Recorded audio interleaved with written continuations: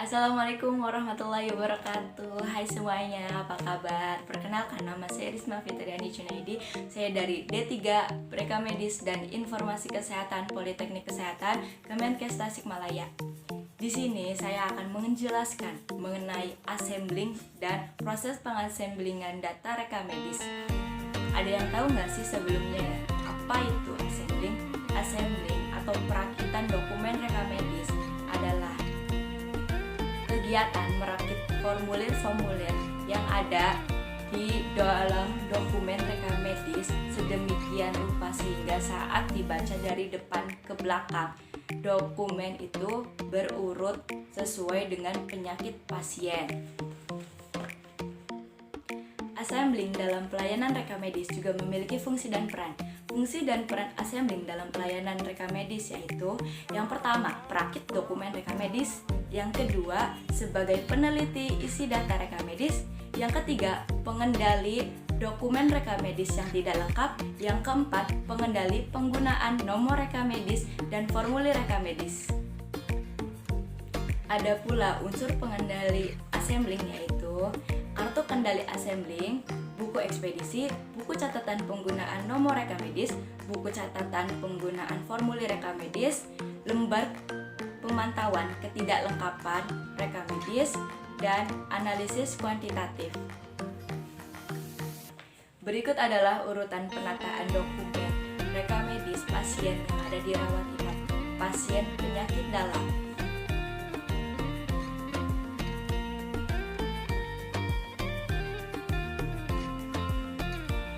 Di sini saya sudah punya dokumen yang siap untuk diurutkan. Dokumen ini adalah dokumen rawat inap pasien penyakit dalam. Yang pertama diurutkannya yaitu ada sampul yang berisikan nama pasien, nomor NM, dan dokter yang bertanggung jawab. Lalu ada ringkasan pasien keluar.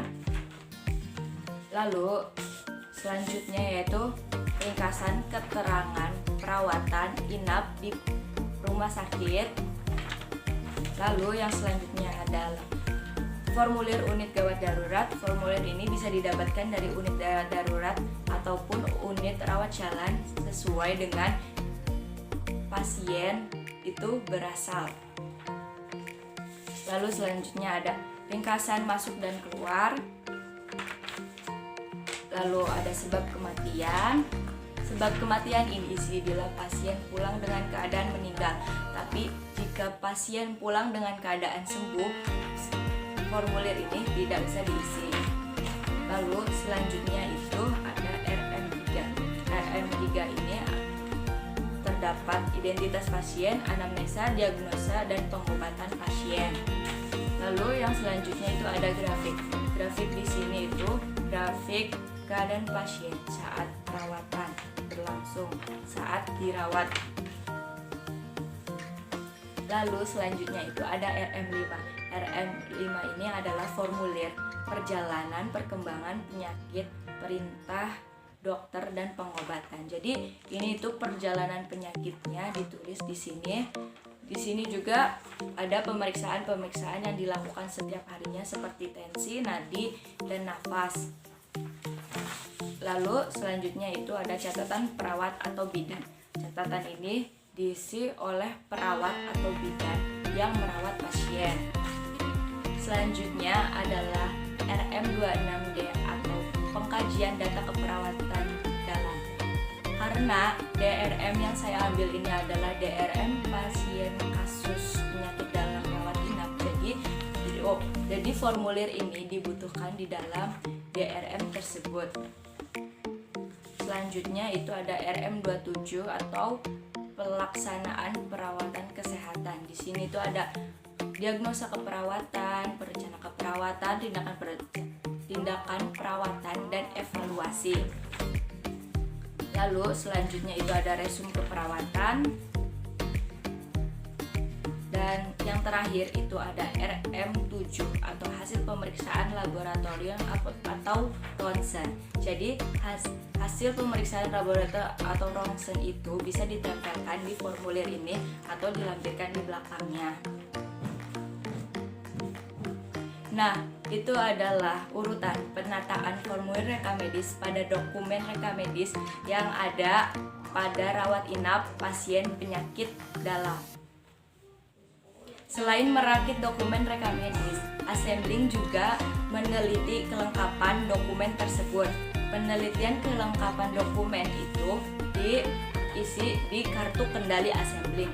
Kartu kendali Assembling ini nanti ditempelkan di dokumen tersebut, di dokumen yang tidak lengkap. Kartu kendali Assembling ini contohnya seperti ini. Pengisian kartu kendali Assembling ini dengan cara mengisi identitas pasien, tanggal keluar masuk pasien, lama dirawat, keadaan saat keluar, diagnosa pasien, tanggal diserahkannya dokumen, ruang perawatan, sebab kematian jika pasien pulang meninggal, dan ketidaklengkapan dokumen atau formulir yang ada di dokumen rekam medis. Nah, selain kartu kendali Assembling, ada juga formulir pemeriksaan ketidaklengkapan rekam medis, yaitu seperti ini. Pengisian formulir pemeriksaan ketidaklengkapan rekam medis yaitu dengan mengisi identitas pasien, tanggal keluar masuk pasien, mengecek formulir-formulir yang ada di dokumen rekam medis pasien, mulai dari ringkasan masuk keluar sampai daftar obat. Jika formulir tersebut tidak lengkap, maka tulis keterangan tidak lengkapnya, lalu tulis petugas yang wajib melengkapinya, tanggal pelengkapan, lalu tulis tanggal kembali dan paraf petugas rekam medis. Nah, itu dia penjelasan mengenai Assembling dan proses perakitan formulir yang ada pada dokumen rekam medis rawat inap pasien penyakit dalam. Saya kira cukup. Terima kasih. Wassalamualaikum warahmatullahi wabarakatuh. Dadah.